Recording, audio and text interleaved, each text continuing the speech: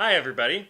Last Tuesday I went to the Hachiman Library and picked up my first Japanese library card. And one of the first books I checked out is this book on Japanese legends. It's called Shin Nihon Densetsu Hyakusen, or 100 Select Japanese Legends.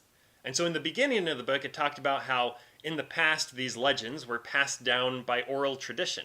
So someone would tell the story, and then people who heard it would go and tell it to other people, and so on and so forth.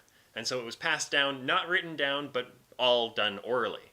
So it talked about how naturally, since they're passed down in an oral tradition, that there can be many changes made as it spreads across Japan to different areas and by different people.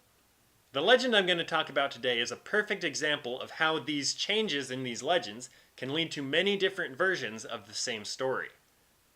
This legend is called Bunbuku Chagama. Chagama is a tea kettle, and Bunbuku is like the spreading of fortune or the spreading of luck.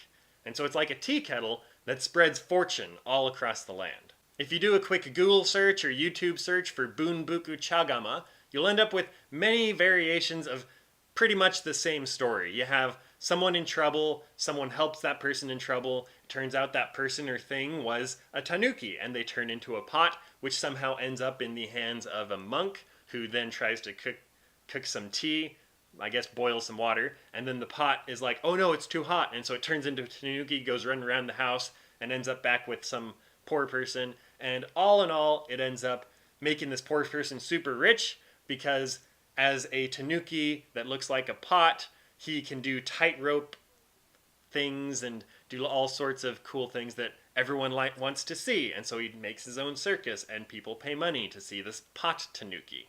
And then after the poor person gets all this money, he's like, Tanuki-san, what do you want? And the tanuki is like, well, all I want is to be up in that temple that I was in before and just sit there as a pot.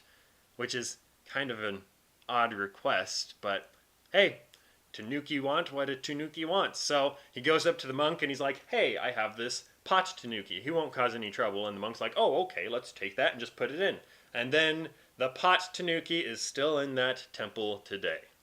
There are many variations to this story, but most of the ones that I could find tell basically the same story. There's a tanuki in danger, someone helps them, the tanuki makes a poor person rich, and then the tanuki ends up in a pot at the temple. However, that is significantly different than the legend I found in this book. So when I was first coming across these English ones, at first I was kind of doubting what I understood from the book, because I was like, I don't remember any of this happening in this story, other than there being a tanuki, which wasn't mentioned until like halfway through the legend in this book. So now I'm going to tell you this legend according to this book, and you'll get to see how different these things can be.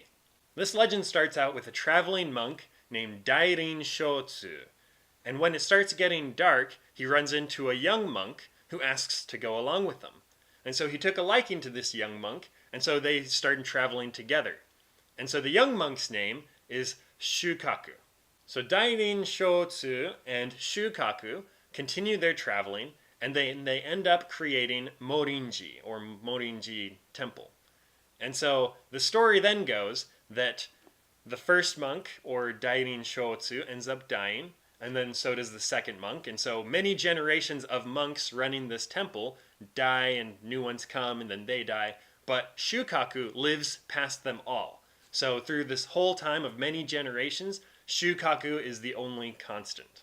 Now the temple ends up becoming very, very well known.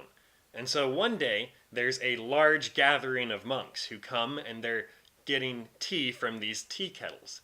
But there are so many people that there aren't enough kettles to give out the water, the hot water for all of the tea. So Shukaku comes out with this other tea kettle where as they draw water out of it, they can just keep drying and drying and drying, and it never runs out. So it's just like this endless supply of hot water. It was around this time that rumors started to come up that Shukaku maybe wasn't human.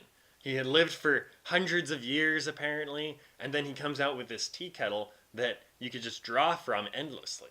And so these rumors started coming up. These rumors got even worse when one day, as Shukaku was taking a nap, someone spotted him and saw that his hands were a little furry, and he had a tail coming out as well.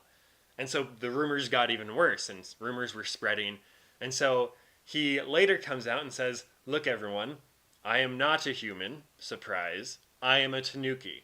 And so, him being a tanooki, he said, "I'm sorry for the trouble, and you guys can keep this kettle, and I'm going to be on my way." So he left the temple and left the kettle where you can endlessly draw water, and that is the end of the legend. Now, there may be some missing parts to the legend that I retold because my Japanese is still improving and these legends are rather difficult to understand. So there may still be some missing pieces in my retelling of the story that were in this book that I just didn't get. I do think I understood enough that you can at least see some significant differences between the legend as told by this book and the legend as told by many places on the internet. Personally, I like the legend as told by this book a lot more than the ones that I found around the internet. This is mostly because this book makes it sound like the temple has a lot more significance than the other stories did. In the book it talks about how the temple was partially founded by this magical tanooki who did many, many wondrous things. And it made the tanooki sound like more of a deity rather than just some random tanooki that was going around trying to make poor people rich. It also gives a little bit more significance to the pot, because instead of just being some circus act, it was the means by which they fed thousands and thousands of these visiting priests. So overall, I felt that the legend in the book just had a lot more significant meaning behind both the pot and the temple than the ones told on the internet. If you want to see some other versions of this legend, I will leave some links in the description below for you to check out. There will be one that is fairly close to the legend that I told from this book, and that one I could only find by Googling specific names like Shukaku or Dairin Shotsu. If I Googled Bunbuku Chagama, I came up with a lot of things that were very different than the book. So I encourage you to check out all of them and leave your thoughts in the comments below. If you want to hear about any other legends I read about, feel free to let me know in the comments. I'm only on legend 15 of 100, so there are plenty more to come. As always, thank you for watching. Check out my past videos to see more content, and I will see you next time.